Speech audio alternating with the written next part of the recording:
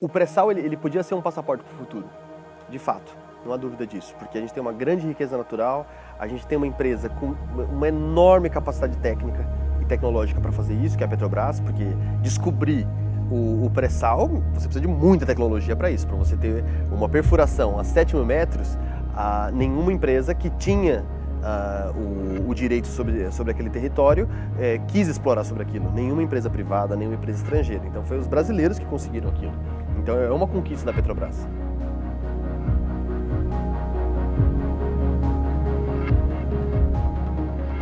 Mas a conjuntura política vai mudando, junto com a conjuntura econômica, que faz então com que a Petrobras, basicamente em 2016, vai começar então a adotar uma nova postura, uma postura então baseada no diagnóstico de que, devido à corrupção que foi descoberta pela Operação Lava Jato, de outro lado, o alto endividamento da companhia, fariam a necessidade de que a empresa mudasse radicalmente a sua postura. O que tem sido feito? Tem usado esse passaporte para outras empresas estrangeiras, privadas, ganharem, enquanto o Brasil fica fora da jogada.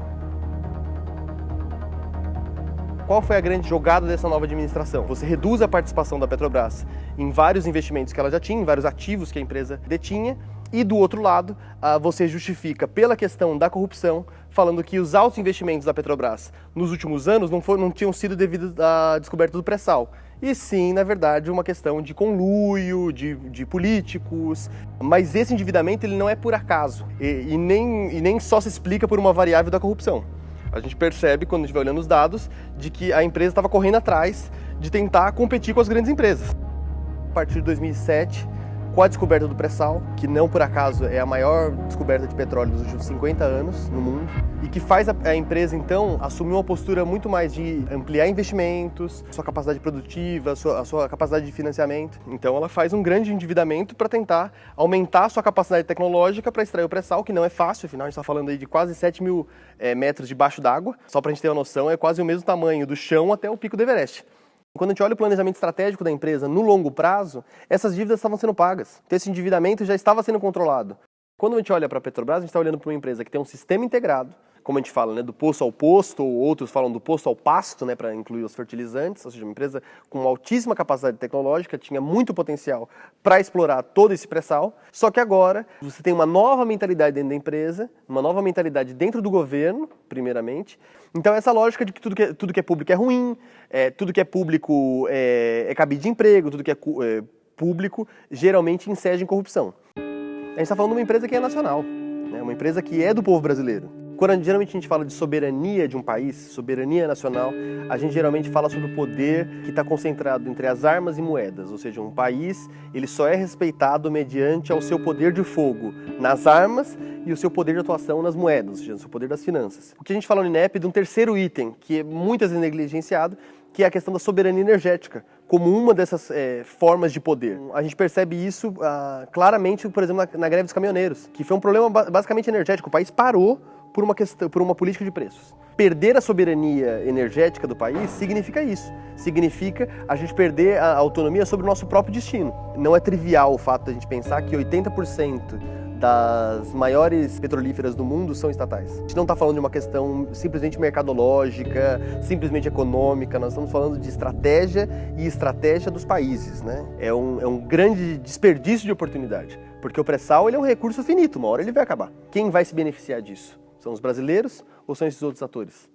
Quando a gente fala da política de preços da Petrobras, a gente está falando da ponta do iceberg de toda uma mudança de gestão que a Petrobras vem passando nos últimos anos. O que muda nessas novas gestões, mais agressivamente a partir do parente, e agora vendo a gestão do Roberto Castelo Branco, eles têm tido uma lógica de empresa privada, mas não é só uma empresa privada. Quanto empresa estatal, ela está agindo pensando numa lógica de que é insustentável uma empresa ser tão grande quanto é, então o sistema integrado ele é inútil, gera gastos, então desnecessários, que só se justifica o tamanho da empresa como cabide de empregos, para favorecer a corrupção. E, de outro lado, descontrole dos preços dos combustíveis, partindo da ideia de que agora a Petrobras é regida pelo livre mercado. Agora nós vamos, então, ter uma gestão justa. E essa gestão justa é equiparar os preços dos combustíveis junto com a conjuntura internacional. Mas essa é uma lógica que ela deve ser respeitada principalmente por países que são importadores de petróleo. Porque eles vão depender, obviamente, dessa oscilação. internacional.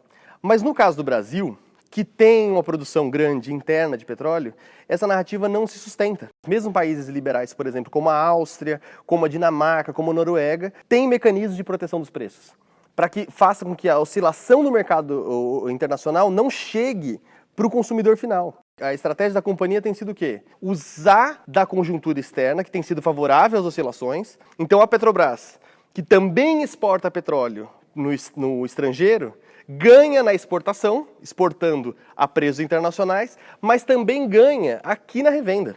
Então, revendendo o derivado pronto, né? Então, para todos os consumidores. Diminuindo drasticamente o seu endividamento, né? De uma forma muito agressiva no curto prazo, numa lógica estritamente comercial. O consumidor brasileiro sofre isso a custo de uma empresa que tem tido uma lógica predatória, inclusive para ela mesma, que tem vendido ativos importantes e perdendo a participação no mercado. O caso da Arábia, ele é emblemático, ele mostra enquanto um país depende de uma refinaria forte e que tenha controle estatal. A gente nunca viu, na história do país, um presidente de uma empresa chegar e falar: nós somos favoráveis ao livre mercado e é por isso que nós queremos vender o nosso quase monopólio do refino no país. Isso é uma loucura. Qualquer empresa quer ter o maior nível de participação de mercado possível. Não existe monopólio legal sobre o refino no país. Então existe uma possibilidade de livre concorrência. Então se a Total quer ter uma refinaria no país, que ela monte, não tem problema nenhum. Agora, você vender as refinarias que já estão prontas, que têm alta capacidade tecnológica, que já tem mercado, aí fica muito fácil. O que a Petrobras ganha com isso? Que o povo brasileiro? Isso ainda resta uma dúvida. Mas na retórica, o que o governo está falando? Que eles estão tentando fazer um choque de energia barata, então que na verdade a venda dessas refinarias criaria competição, e aí criando competitividade, você reduziria os preços. Mas na verdade, cada refinaria abastece uma dada região do país. Então, uma única refinaria, né? No máximo duas. Disputa de refino é um caso muito localizado nos Estados Unidos e em uma outra região do mundo, mas de fato, 2 ou 3 refinarias dominam o parque de refino de determinados países. É o caso do Brasil também. Então, ou seja, existem refinarias que abastecem determinadas regiões. Uma vez que elas sejam passadas para outras empresas privadas, o que vai acontecer é que a Petrobras vai sair de um monopólio público do parque de refino para entrar no monopólio privado. Não vai haver competição, porque a refinaria do Amazonas não vai competir com a refinaria de São Paulo. Abastecendo a região norte, basta ela. O preço que ela definir vai ser o preço para aquele lugar, para aquela região. Então a retórica do governo é falsa. O interesse, na verdade, é de reduzir o seu endividamento no curto prazo. Então aquela gestão daqueles gestores, eles saem muito bem, porque eles melhoraram a saúde financeira da Petrobras no curto prazo, mas diminui a capacidade dela ter receita operacional no futuro. Então cada vez menos a Petrobras tem poder de mercado, porque ela vai se ausentando dos setores. Então está saindo do setor de fertilizantes, está saindo do refino. A gente repete um ciclo histórico do país, que é ser um país primário exportador, né? Então sempre mandando cana-de-açúcar para fora para depois receber o açúcar refinado.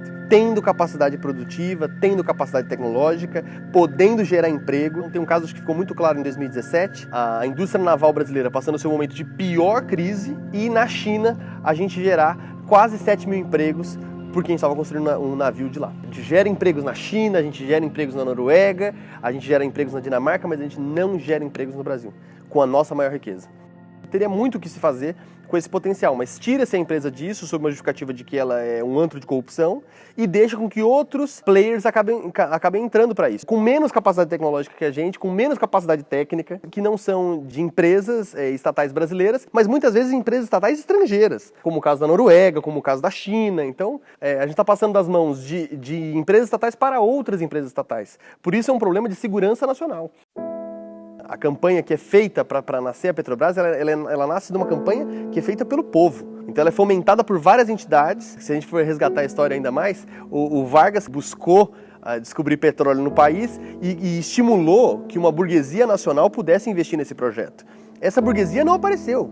Essa burguesia não quis aparecer. Foi nesse momento que o Vargas falou, bom, só o Brasil para fazer, só o país, só o governo brasileiro, só o Estado brasileiro que pode fazer esse processo. Então, depois de uma longa campanha, o petróleo é nosso pelo país, protegendo o país de uma soberania energética, o país entendeu a importância que é você ser soberano nessa parte, nasce a Petrobras como empresa pública, ainda sob um sonho de saber se tinha ou não petróleo.